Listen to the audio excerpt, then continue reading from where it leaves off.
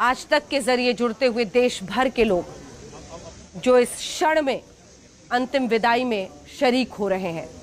प्रधानमंत्री का काफिला वहां पर पहुंच चुका है, पालम एयरपोर्ट, जहां पर प्रधानमंत्री अब से कुछ ही देर बाद श्रद्धांजलि देंगे। अंतिम विदाई की ये बेला किसी ने कल सुबह तक कल्पना नहीं की थी कि इस तरह की घटना घट जाएगी। वो एक तय कार्यक्रम के लिए जा रहे थे, सीडीएस बिपिन रावत और उनके साथ उनकी पत्नी मधुलिका और 12 अन्य लोग। लेकिन फिर अचानक अनहोनी की आशंका जाहिर हुई जब इतनी बड़ी दुर्घटना इस हेलीकॉप्टर के साथ हो गई। धू धू करके जलता हुआ वो हेलीकॉप्टर और उसकी तस्वीरें हर किसी को विचलित कर रही थी, लेकिन मन में फिर भी प्रार्थना कि शायद जिंदगियां बच जाएं। ग्रुप कैप्टन वरुण सिंह के लिए प्रार्थनाएं पूरा देश कर रहा है। लेकिन फिर जब आप ये पार्थिव शरीर जो एक के बाद एक 13 के 13 लगे हुए हैं और शोकाकुल परिवारों को देखते हैं तो वक्त जैसे थम जाता है, इसी के साथ भावनाएं जैसे सिहर जाती हैं और दर्द का एक पूरा सैलाब जो हमें और आपको सोचने का मजबूर करता है कि जीवन कितना क्षणिक है।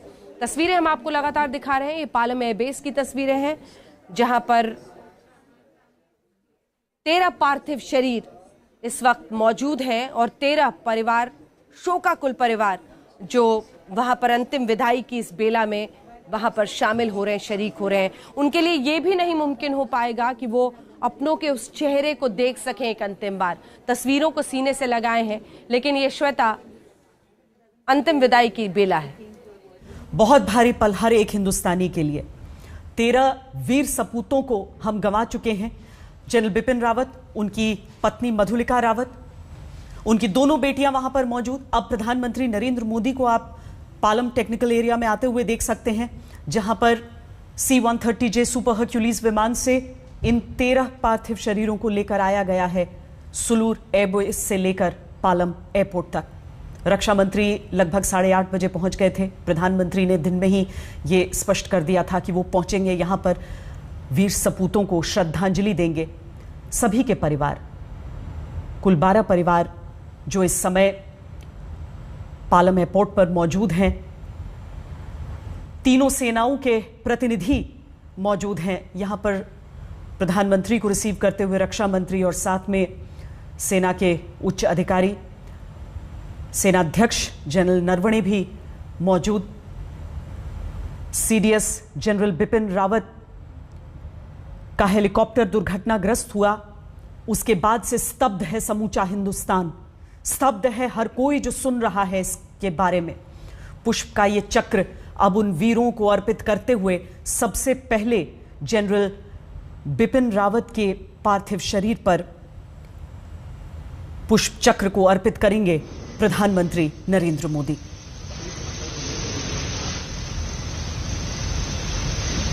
सात 7:40 पर विमान पहुंचा था पालम एयरपोर्ट पर और उसके बाद से पहले परिवार वाले आए, रक्षा मंत्री आए और अब प्रधानमंत्री नरेंद्र मोदी। शोक के साथ सम्मान को प्रकट करने का भी समय है ये। देश को गर्व है अपने एक एक वीर सपूत पर। जब भी सीडीएस होते हैं, जनरल बिपिन रावत चूंकि हिंदुस्तान के पहले चीफ ऑफ डिफेंस स्टाफ, उनके साथ जिन अफसरों की तैनाती होती है वो सब उत्कृष्ट होते हैं। सभी की तस्वीरें इस समय सामने है। त्रासदी है कि पहचान करनी पड़ी इन सभी शरीरों की। त्रासदी है कि 3 शरीरों की अभी तक पहचान तो हुई है, लेकिन बाकी पार्थिव शरीर अभी भी परिवारों को किस रूप में सौंपे जाएंगे ये देखना है। जनरल बिपिन रावत के साथ जो हमारे बाकी तमाम योद्धा हैं, चाहे एयरफोर्स के वो पायलट हों, विंग कमांडर पृथ्वी सिंह चौहान जो उस समय Mi-17 V5 को उड़ा रहे थे,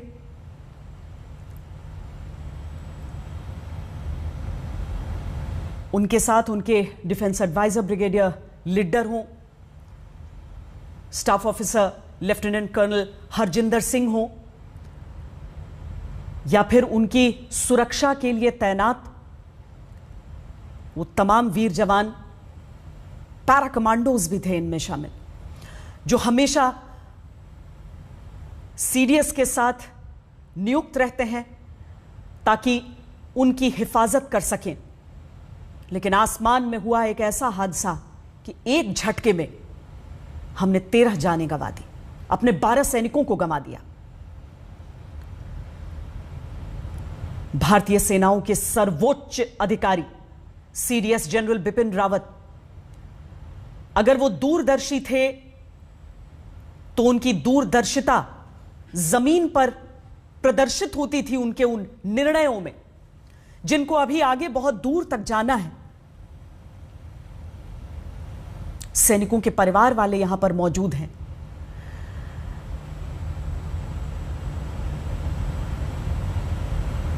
तीनों सेनाओं के प्रतिनिधि इस समय यहां पर मौजूद हैं।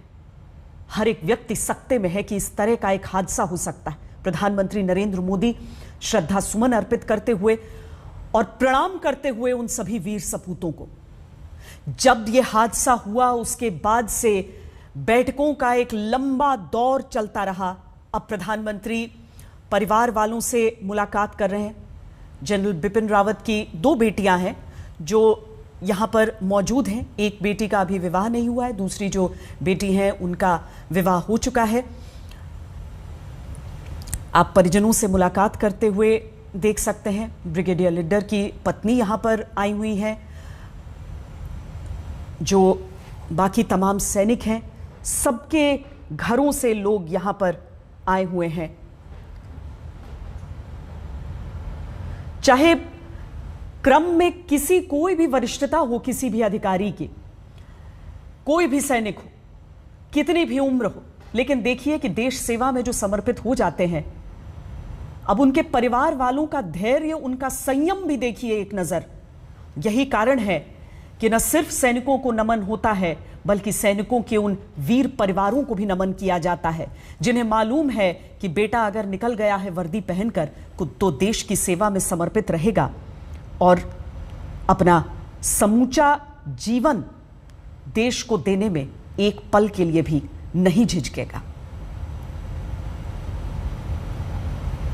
हमारे संवाददाता जितेंद्र बहादुर सिंह इस समय वहीं से जुड़े हुए हैं हमारे साथ। जितेंद्र, पल भावुक भी है लेकिन पल गर्व का भी है, क्योंकि सेना की यह परंपरा रही है, वर्दी जिसने पहन ली है उसे मालूम है कि सब कुछ अपना देश को देना है।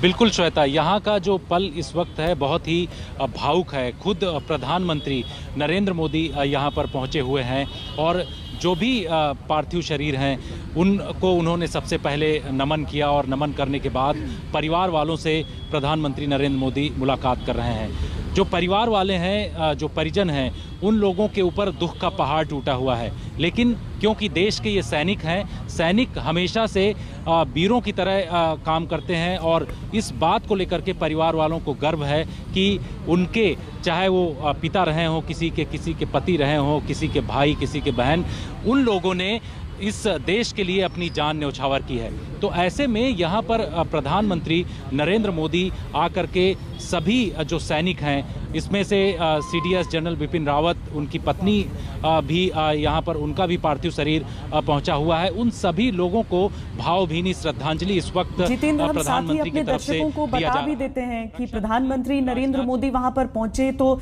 एक बहुत छोटी विजिट के तौर पर हम इसे देखें, और सैन्य अनुशासन और सैन्य परंपराएं जो होती हैं वो बिल्कुल अलग होती हैं। प्रधानमंत्री ने अपने श्रद्धा सुमन अर्पित किए हैं और वहां से वो चंद मिनटों में ही निकल गए हैं। कल एक बहुत लंबी प्रक्रिया होने वाली है। कल जो आम नागरिक हैं, अगर दिल्ली में रहते हैं तो वो सीडीएस के अंतिम दर्शन कर सकते हैं, वो सब जा सकते हैं। प्रधानमंत्री ने अंतिम दर्शन किए हैं, परिवार वालों से भेंट की है और वहां से निकल गए हैं। उसके बाद रक्षा मंत्री भी श्रद्धांजलि दे रहे हैं। जो तस्वीरों में हम आपको इस समय दिखा रहे हैं, श्रद्धांजलि के तौर पर जो तस्वीरें सारी की सारी एक साथ रखी हैं, वहां पर पुष्प चक्र अर्पित किया गया है सबको उस सम्मान के प्रतीक के तौर पर।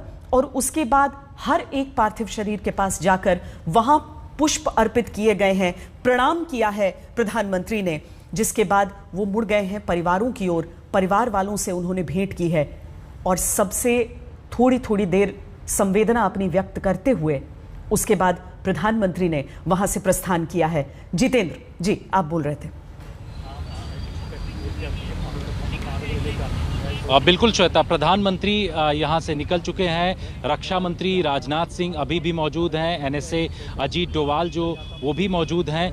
बाकी जो रक्षा मंत्रालय से जुड़े हुए अधिकारी हैं वो यहाँ पर मौजूद हैं। आपको बता दें कि कल का जो कार्यक्रम है वो सुबह 11 बजे के आसपास जो 3 कामराज मार्ग है जनरल बिपिन रावत का घर, वहाँ पर शुरू होगा और अंतिम दर्शन के लिए उनके पार्थिव शरीर को 3 कामराज मार्ग में रखा जाएगा। उसके बाद 11 बजे से 2 बजे तक जो लोग हैं, महत्वपूर्ण जो डिग्निटरीज हैं, इसके अलावा दूसरे जो रक्षा मंत्रालय के अधिकारी हैं, जो सेना प्रमुख हैं, वो सब लोग जाकर के अंतिम दर्शन करेंगे।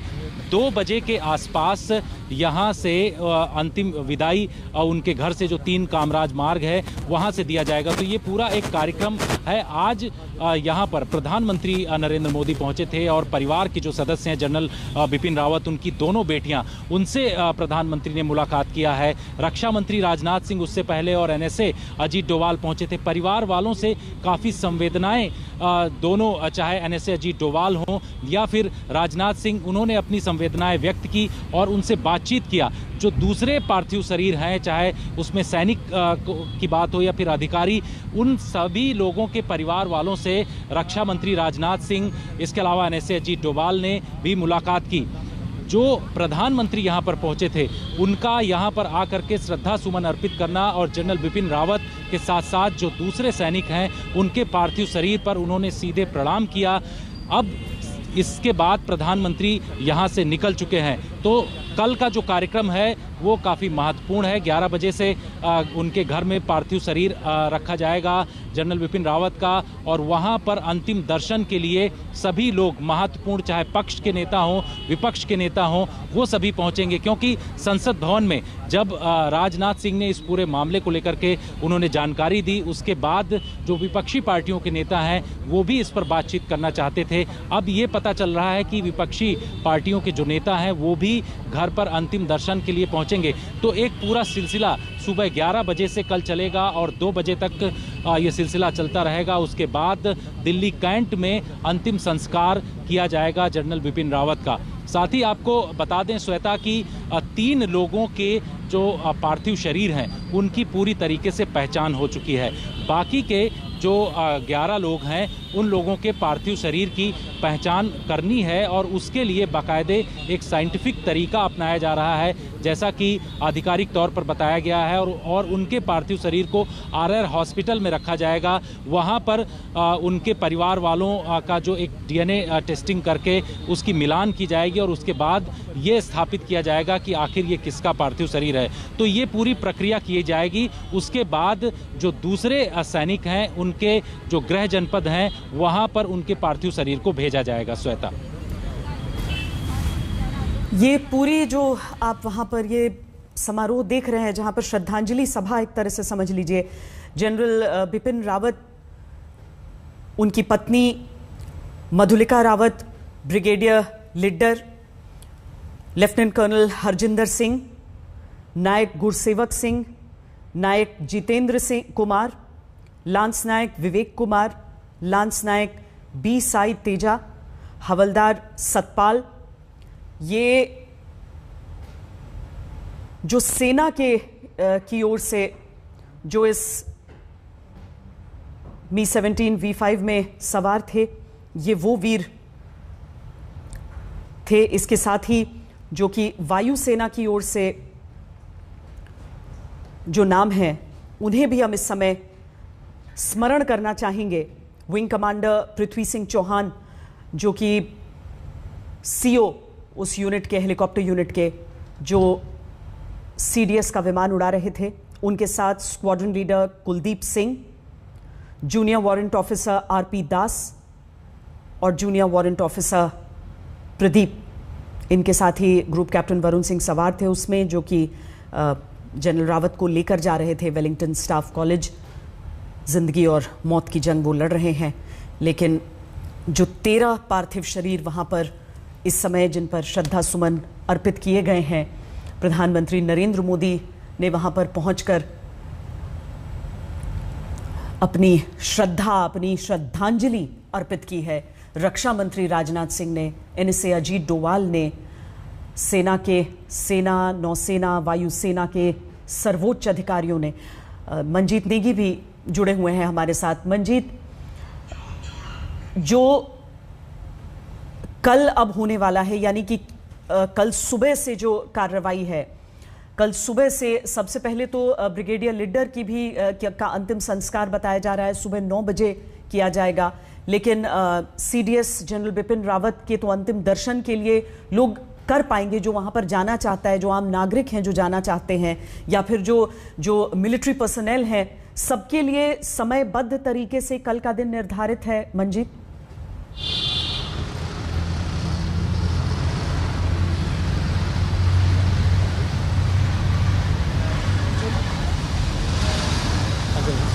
जितेंद्र, सबके लिए समय निर्धारित है। अब यहां से जैसे कि आप बता रहे हैं कि 3 को छोड़कर, क्योंकि इतने क्षत विक्षत ये शरीर हुए और इतना इस हादसे के बाद जो लपटों को उठते हुए हम सब ने देखा, उसमें बुरी तरीके से झुलसे भी सब, और यही कारण भी बना इन मौतों का। तो 3 के अलावा बाकी कह रहे हैं कि उन्हें आरआर अस्पताल में रखा जाएगा और एक पूरी प्रक्रिया का पालन किया जाएगा। पर जो बाकी का जो कार्यक्रम निर्धारित है, उसमें आम नागरिक कहां पर अगर दर्शन के लिए जाना चाहते हैं और किस समय जा सकते हैं? जितेंद्र,